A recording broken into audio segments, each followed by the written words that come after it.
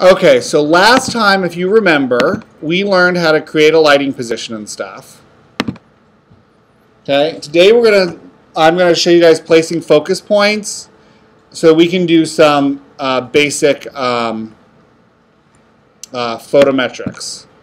Okay, so I think focus points should be on the lighting layer and should be on a class called focus points, which there is not one in here, so I'm going to create one. Remember, double click on your classes and new, I'm going to call one focus points.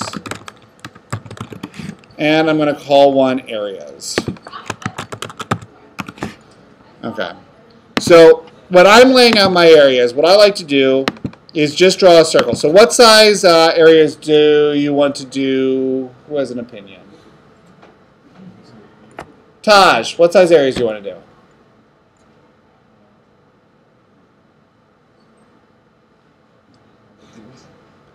Well, we talked about what sizes areas should be today. So give me a number that would be a good size. 12. Okie dokie. Okay, I'm going to draw a circle. Okay, and whoops, I need to set it that I'm doing a diameter. So a 12-foot diameter circle. Okay. It is currently solid. If I want to be able to see through it, I go to my attributes palette, and I'm going to set the fill to none. Okay, so here is an area. Okay, and I'm going to just put that there to start. And if you hold down the command key, sorry, the option key and drag, you will copy an item. Okay, so I'm just going to lay out 3 areas across the downstage, 12 feet. This may or may not work for you. You'll have to lay out your areas for the whole show to figure out what you want. Okay? Now that I've got these areas, and I'm just going to worry about these for the moment.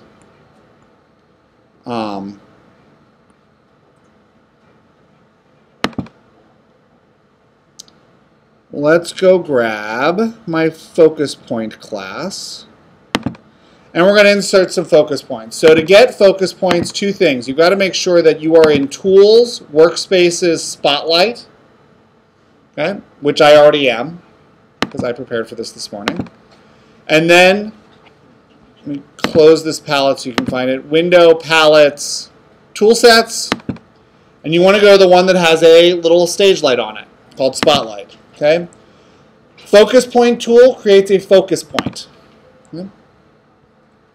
I'm going to go to my down right area, and I'm going to put a focus point there. What would you like to name that area?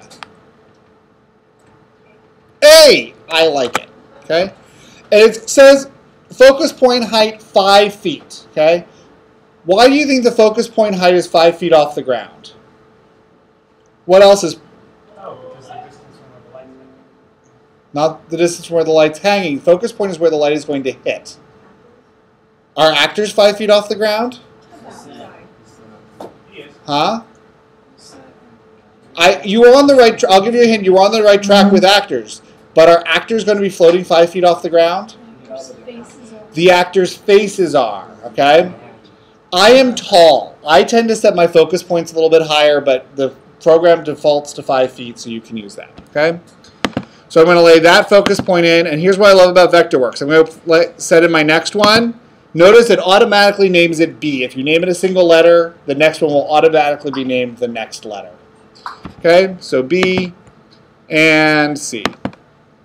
Okay, so I've got my 3 focus points in. Yay, exciting. Okay. Next place we need to go is Window, Palettes, Resource Browser. Okay, and I would click on it to make the appear, but it's already up, so I just have to go find it on my screen. Okay, Resource Browser. If you go into your resource browser and it says Files, go up to IrmaVep and scroll down in here, and 6-inch pull-up Fresnel, 8-inch Fresnel, 8-inch Fresnel light.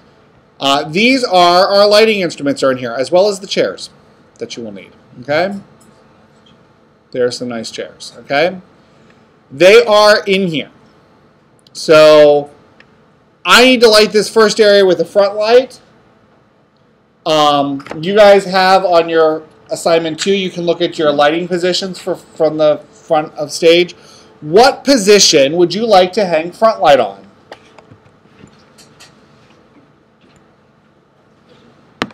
First AP? Okay. So we're going to hang a front light. Do we know what size front light? 36 degree, 56 degree, 70 degree, 90 degree. We don't have to know yet. But let's say we want an ellipsoidal. Okay, you guys want an ellipsoidal for your front light? Okay. Because we can put gobos in those and things. Okay, so you want to hang that on the first AP. Double click your front light, the type of light you want. Okay? So I double clicked an ETC source 436 degree. I don't know if this is going to be a good light or not. Where do I want to put it? Here, here, someone tell me. Kirk. I couldn't see the mouse. So I was moving. Okay. I would say in line with position A. Okay, so I'm going to put it right here. I'm going to zoom in a little bit just because I have trouble clicking this. Okay, there is my light. I click it, and there it is. Okay, I'm going to go to my object info for a moment. Whoops, object info. There we go. Okay. Oops, I put this on focus points. I recommend putting your instruments on a layer on a class called instruments. Okay, but for this example, that'll be fine. Okay, it is 28 feet off the ground. Oh my gosh, how might I like it 28 feet off the ground? Ah, that's where the AP is. It attached itself. In fact, if you look at the position, it says, oh yes, it's on the first AP. Isn't that convenient? Okay. We're going to be filling in a lot of this information, but we're not talking about all that stuff today. Okay, because today we're really talking about photometrics.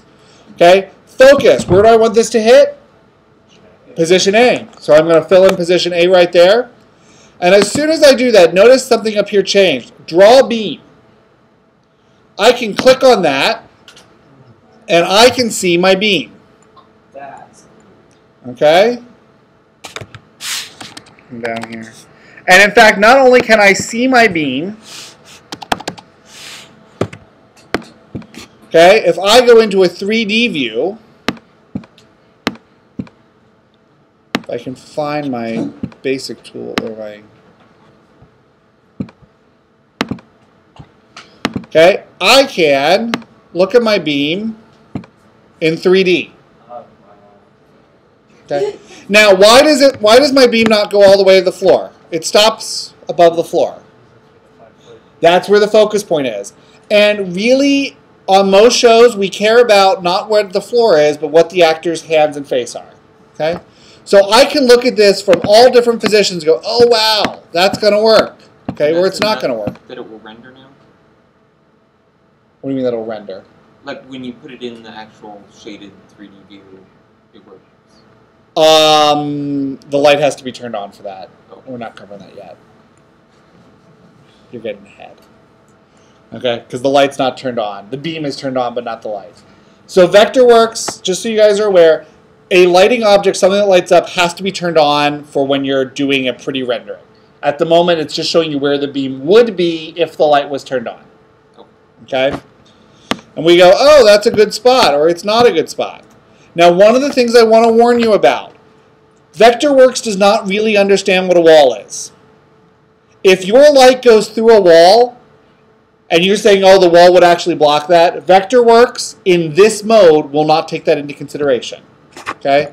And just to show you that, I'm going to take my beam of light. I'm going to actually grab my focus point here. And by the way, this is really cool. Whoops, not the light. Move my focus point. I'm going to grab my focus point. Fine. And I move my focus point. Oh, look, my beam moves. So as you're trying stuff out, okay, and you guys, those who have been in the theater, realize that, oh, yes, look, this is going through a wall right here. Is there any chance that light's really going to go through that wall? None whatsoever. VectorWorks in this mode doesn't know that. This mode is very quick, so that's the advantage, okay? And by the way, did you notice that the size of our beam changed? Okay? So this will tell us whether this is a good choice or not, okay? Put my beam of, or my focus point back where it goes. There we go. Okay? So, looking at this, does my light cover my whole area?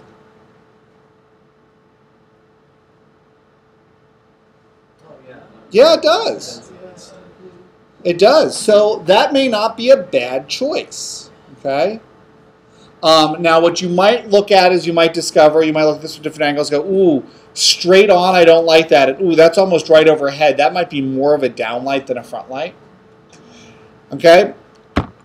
Let's say you did not like, by the way, how it looked. It wasn't a big enough light. Okay? Or you wanted to try a different light. I'm going to come back over here to my resource browser and say, you know what, instead of a, oh, that's a 70 degree I select, or 36 degree. Let's try a 70 degree. Okay? Okay, I double click on the 70 degree and notice down here it says ETC source for 70 degree. That's my active symbol. So I can go back over into my object info and there's a button in here that says replace with active symbol. I'm going to change this from a 36 degree to a 70 degree. What do you guys expect will happen to my beam? Narrow? Wait, 36 to 70? 36 degree becoming a 70 degree.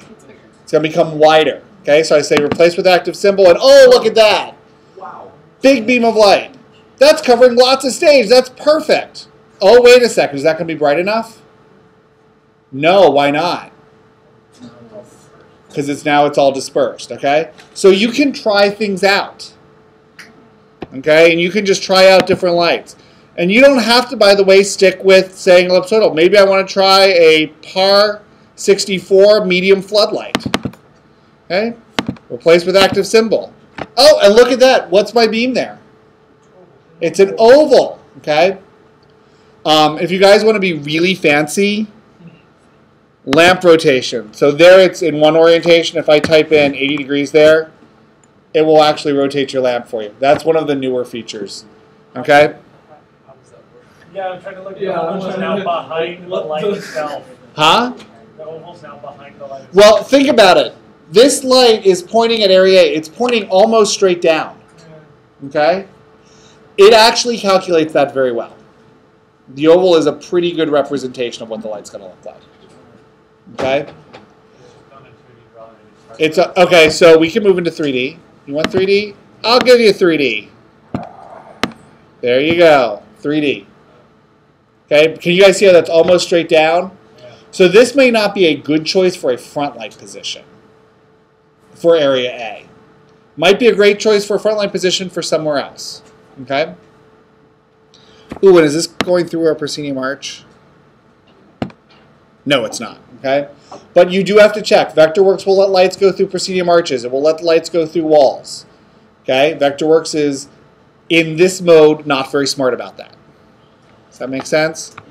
Okay, so by going 10 feet, oh, this is a lot bigger than 10 feet, isn't it? This is probably too big, so this is probably not a bright enough choice. Okay? Oh, well, I know. Let's try a Fresnel.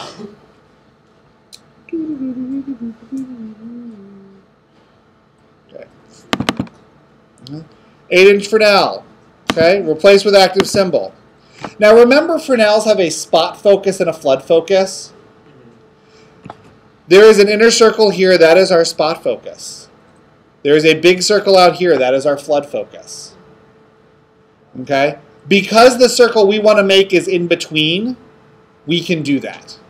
And the same rule applies to Fresnels, that, oh yeah, you want a 10-foot circle. If you have a 10-foot beam, it's the right brightness. Okay? When you get to more advanced classes, they will probably get more picky about this answer, but for this class, a 10-foot circle, 10-foot beam is probably your right brightness. Does that make sense? Okay? This is beginning lighting. Okay? So you can try out other things. You know, you can try out all your lights. Now, I do want to point out that our ellipsoidals are also going to have 2 circles. I'll set a 14 degree here. Okay? The inner circle is the brightest part of your beam. The outer circle is the dimmest part of your beam. Okay? So they still have 2 circles, but it's not a spot or a flood. It's the brightest part versus the whole beam. Any questions? I just want to show you something else that I just think is kind of cool. So we said, oh yeah, the first AP might not be a great place for the front light. What about if I try the second? Okay, I move it to the second and it changes the position up here. It recalculates everything. So as you drag your lights from position to position, assuming you get it close enough, the light will automatically connect to a position. If you are having problems with that, sometimes people do. Go to your snapping palette and snap to. This isn't West Side Story, guys. Snap to turn on snap to object. Okay. Usually it's smart enough to know that lights go on lighting positions, but if you ever have a day where things are just being grumpy at you and it won't attach to a lighting position, turn on snap to object and you will have a better chance. Or zoom in really close. Do you guys have any questions on this? Okay. We're going to go more in depth on this later. Okay, but I want you guys to start playing with this. The other thing I want to show you guys how to do today is print, so that you could do VectorWorks assignment 2 had I showed you this before. Okay, basic printing. Window, palettes, basic. Okay, we're going to need the page move tool. It is under the hand. I click and hold the hand and get the page move tool. Okay. The page move tool. Now you can see this big box. That is my piece of paper. Okay. This is strangely set up to look pretty much like what I gave you this morning because this is where I printed it from. Okay. If you want to print in 1/4" scale, which is what your drawing is set up to, you will have to go to Page Setup, Printer Setup, and Scale. Currently it's at 50%. If you want to print in 1/4" scale, it's going to be 100%. Okay, now the only problem with that is now my piece of paper is a lot smaller, right?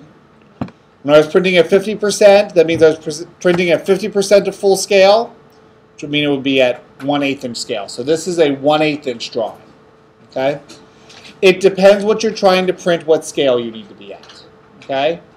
But you can just move this around and say, okay, I want to print this. So if you want to print out a full 1/4" scale drawing, you can just do this by moving your paper around, printing, and then taping it out, taping it all together. Does that make sense? Once you have your print page set up to print, it's really simple. File, print, and you get a basic box, and it's saying, oh, your printer's missing. That's because my printer's at home. And click print, and it will print. Yay, exciting. Oh, that is in your page setup. Page setup, printer setup. And then, so sideways is this box if I want to print it. Got it? Awesome. We will do advanced printing later on in the semester. Advanced printing lets you do some really cool things, but we're not at advanced printing stages yet. I was really hoping that would let me use a 3D. I know Fresno City has one. I understand that this can output the file format that the 3D printer needs.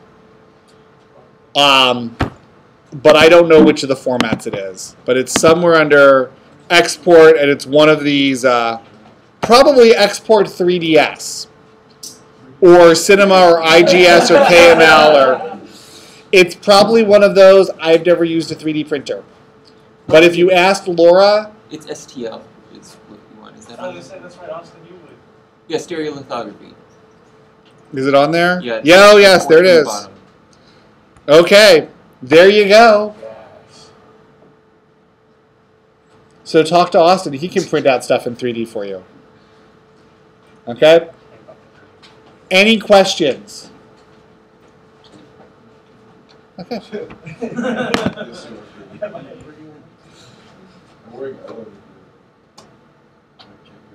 Uh-oh, am I not recording? Uh-oh, this may not have recorded. It said I was recording? Okay.